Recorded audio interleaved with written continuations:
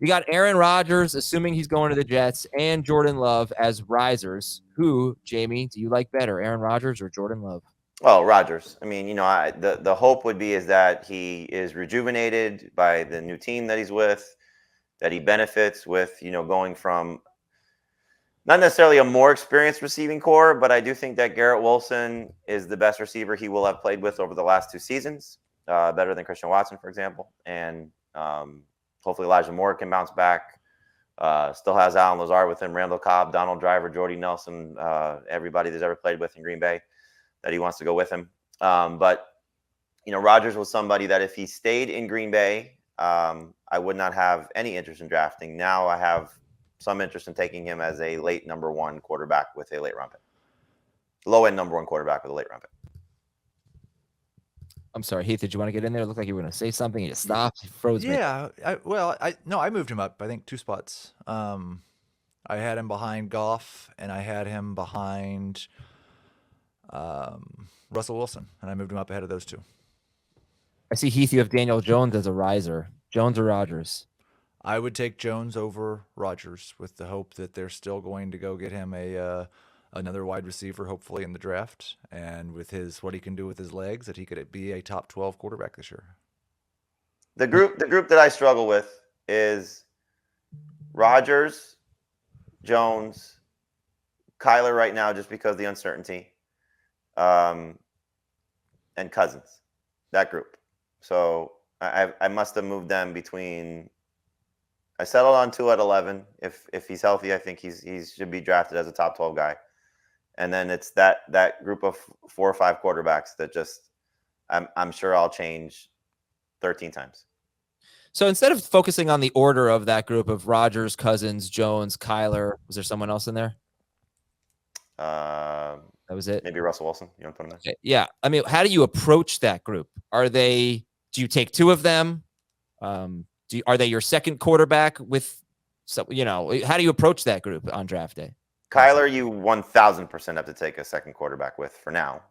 But I think in terms of that group, that's just I'm the last fantasy manager to take a quarterback, and that's the one that I like the best in that tier. So whenever you get to that point in the draft, I don't think it's a bad idea to take 2 because there's clearly flaws with them. Can Daniel Jones do it again? Is Cousins going to still be the same, fantasy quarterback on a low end scale? Does he have another notch to get to? Does Rodgers still have anything left? And I think it's not a bad idea if you're going to go that route with some of those veteran guys. Then you take a shot on, Trey Lance if he's the starter there, a rookie, who may have a chance to blow up. C.J. Stroud, Bryce Young, wherever those guys end up. Maybe you're so inclined to take 2 in that group because Daniel Jones still has some upside. So there's a good case to be made to take 2 quarterbacks for sure. Okay, Jordan Love. Heath, that's a riser for Jamie. Is he a riser for you? I mean, he's obviously a riser. He was not in my top 32, and he is my top 32 now, so he is a riser. He's not somebody – I mean, I think he's a backup for me in a 2-quarterback league. I've got pretty low expectations. They have not been a hyper-aggressive passing offense the last 2 years. I don't think they're going to be at least the first half of Love's first campaign as a starter. So I would expect a pretty conservative game plan, at least early on. And maybe in a 1-quarterback league, if he gets high, he's somebody you end up picking up off the waiver wire. Okay. Running back risers for Jamie are Tony Pollard. We spent a lot of time talking about Tony Pollard last week, but you can tell us where you have him. Tony Pollard, Dameon Pierce, David Montgomery, and Miles Sanders. All right, real quick on Pollard, where'd you end up on with Pollard in your rankings at running back? 7th, borderline first-round pick. So, again, the guys I struggle with him are Jacobs, Henry, Chubb, that group. So I think, again, we've talked about this a lot, that if Tony Pollard does not get significant competition and is the guy in a Dallas offense that's trending in a direction that wants to run the ball more, I think there's just the upside to be a top 5 guy. So he showed that last year in the 2 games that Ezekiel Elliott missed. I think we see the upside of what this offense is as a runner. They bring back Tyron Smith. Just everything is coming up roses for Tony Pollard right now. Yeah, I think Pollard and Pierce both, for me, top 10 running backs definitely top 12 guys, both guys that I'm going to be a little bit nervous until we get through the NFL draft and we see if their team, I think both teams are probably going to draft a running back, but hopefully neither team does so before day 3. I think they both be top 10 running backs this year. Dameon Pierce as well. Okay, Yep. so let's talk about that. Why was Dameon Pierce a winner for you, Jamie? Offensive line help. I think you see the direction that they're going to go. They're going to, add to their quarterback group, which I think will help this offense. And you don't like them losing pieces in their passing game, but I don't know if Brandon Cooks was ever in their future plans, so I don't know how much you had to factor that in. But you get Shaq Mason to pay Laramie Tunsil to just continue to add pieces to a group that I think is one of the better units in the NFL, underrated wise for sure. I like this offense. I just think that Dameon Pierce, as Heath said, we'll see what happens coming out of the NFL draft. But for me, I was probably too low on him to begin with, because I had him closer to 20 than I did to 12, and he jumped about like 8 guys. So he's just outside my top 12, but he's right there with Travis Etienne, Najee Harris. I like him better at this point than Joe Mixon and Dalvin Cook, for example. So I know we gave Thomas a hard time in one of our earlier drafts, so I apologize, Thomas. You made an appropriate draft pick to take him in the 3rd round. But why would you take him over Dalvin Cook? Why'd you take Dameon Pierce over Dalvin Cook? I don't feel like the Vikings trust Dalvin Cook at this point, and it's an age thing as well. He's just at that point where I think you got to fear, the breakdowns coming.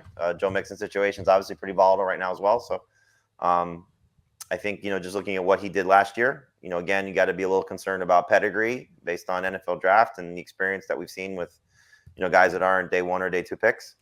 But I still think there's an opportunity here for Dameon Pierce to be the lead back for at least this season and hopefully build off a strong rookie campaign.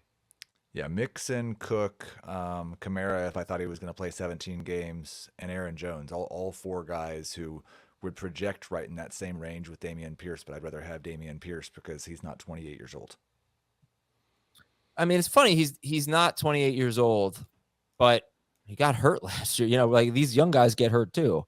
Missed a lot of time last year. And is he going to catch? I mean, Dalvin got hurt early in his career. I know. That's what I'm saying is, what is the age argument, that they're more likely to get hurt or that they're more likely to decline? Yes. Decline. Because I don't really buy the injury argument with that, because running backs get hurt at all ages, all the time. I'm not sure a 28-year-old running back is more likely to get hurt than a 24-year-old running back. In fact, I would guess there's no evidence of that. But that is total speculation. But I'm just thinking, think about all the running backs who got hurt early in their career. It happens all the time, Yes. And for me, it's more decline. Okay, decline. David Montgomery, a riser, and Miles Sanders, a riser for Jamie. Heath, do you agree with those takes? Yes, absolutely. Miles Sanders is a guy who I think could be a top 15 running back. We saw how effective this running game was even after Christian McCaffrey left last year. They went and prioritized him. They have his old running back coach, the guy who, when he was his running back coach, they actually threw it to him 50 times a year. So I think that there's a chance Miles Sanders could be right on the heels of Dameon Pierce. Would it make you guys nervous to draft Sanders on Carolina, Pierce with Houston, with rookie quarterbacks? Does that factor in at all? I mean, yes, for sure. You got to be concerned about, inefficient offenses. I mean, look what happened to Najee last year, for example. Just going from an experienced guy like Ben Roethlisberger to, the combination of Trubisky and Pickett, if you just want to go from a recent standpoint. But I think also you look at what the workloads should be, and Dameon Pierce was able to have a pretty successful season with a hefty workload on a bad team. I would assume Miles Sanders is going to have a hefty workload on a bad team. We'll see how Carolina stacks up in that division, based on how quickly that quarterback, I hope it's not Andy Dalton for a significant stretch, but however that quarterback, picks up things quickly. So, I agree with Heath. I get a little bit concerned more so with Sanders at his age going to the team that he's going to. He feels like somebody that just might be one of those guys getting paid, switching teams, and struggling. Okay. All right, let's talk about your wide receiver risers here. KJ Osborn, you talked about, Kadarius Toney, Michael Thomas, and Nico Collins. Yeah, Thomas is kind of cringeworthy for me, but I think just the fact that he stayed in New Orleans and they get a quarterback upgrade is. I had like zero interest in him. Now I'll take him as a late third, number 3 receiver. Okay, well, so how would you rank Tony, Michael Thomas, Nico Collins? Thomas, Tony, Osborn, Collins. That Okay. sounds right. Yeah. But again, a lot of apprehension about this entire group. Same. I'm trying to look. I wish I had looked this up. I'm sorry I didn't, but I feel like Nico Collins was okay without Brandon Cooks last year. Don't remember. I think He okay was is okay probably with Cook too. Yeah, okay is a really good way to put it. Yeah, he didn't really have any good games. He had one game with more than 65 yards, Nico Collins. It's kind of like, well, not anymore Terrace Marshall, but these guys who we wanted opportunities for, they didn't really do all that much to get excited about. But okay. He had 36 targets in his last 4 games, 9 targets a game. Did not top 50 yards in any of those games. Yeah. And then Darren Waller as a riser for Jamie. So I was on FFT and 5 yesterday with Chris. It aired this morning. Forget what I said about Deontay Foreman. I think I don't feel that way anymore. But Darren Waller, my opinion, tell me if you agree with this take. Going to the Giants from the Garoppolo-led Raiders gives Waller both a higher ceiling and a lower floor. Makes him a much more volatile receiver, many more possible outcomes with Daniel Jones rather than Garoppolo. Agree or disagree? I think that's fair. Not just with Jones versus Garoppolo, but without Devontae Adams. Like, he has a chance on the Giants if everything went right to get 140 targets. Yeah. Probably wasn't happening on the Raiders. I think if he stays healthy, he's going to have has the potential for a similar year to what we saw in 2020. That was an 1,100-yard season, right? He averaged 17 PPR points per game. Yeah, that's pretty damn good. So Hockenson or Waller? Hockenson for now, but again, I think you lean towards youth in this case. You got to be a little concerned about Waller's injuries the last 2 years. How much of it was, did he not want to risk 2 years ago the contract situation? Last year, I'm sure clearly he wanted to get back on the field. It doesn't strike me as that type of guy, but you never know. I just think that, going to a new team that's clearly going to feature him and the opportunity to, learn from Brian Dable and Mike Kafka, it's pretty enticing, So for what you said, I think is a pretty good telling point for when you look at this tight end group, because you know what you're getting from Kelsey. You should know what you're getting from Andrews and probably Hockenson, just based on the small sample size from a year ago. For me, those are my top 3 tight ends. 4, 5, 6, it's kind of like, okay, Dallas Goedert's in a crowded, receiving situation. 5 for me is Waller, just based on upside. 6 is Pitts, and 7 is Kittle. I think those guys you can certainly debate, where they should be ranked, but there's upside for all of them in some way, shape, or form. And if Waller stays healthy, I think he could be a top 3 guy. Cool. Okay, Heath.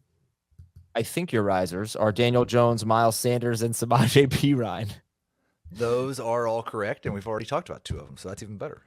That is even better. Let's talk about Samaje Perine then. And I don't know why Heath has to bring up Daniel Jones on every show. It's just ridiculous at this point. But Samaje Perine, how are you looking at him right now with the Broncos? I think he has an excellent chance to be the Week 1 starter for the Broncos, and underrated chance to be the Week 9 starter for the Broncos. We just don't really know. There's a lot of smoke in different directions around the Javonte Williams situation. There's been reports that he could be ready for Week 1. There's been reports that he'll start on IR, and they don't know that he'll be there ready all season. So there's a big opportunity in an offense that has featured the running back in the passing game, and we just saw Perine look really, really good in the passing game in Cincinnati. Okay, so we're drafting tomorrow. It's a PPR league. Deontay Foreman or Samaje Perine? Perine. Same. DeAndre Swift or Samaje Perine? Tomorrow, Swift, but 2 months from now, could be Perine. I have Swift 2 spots ahead of Perine.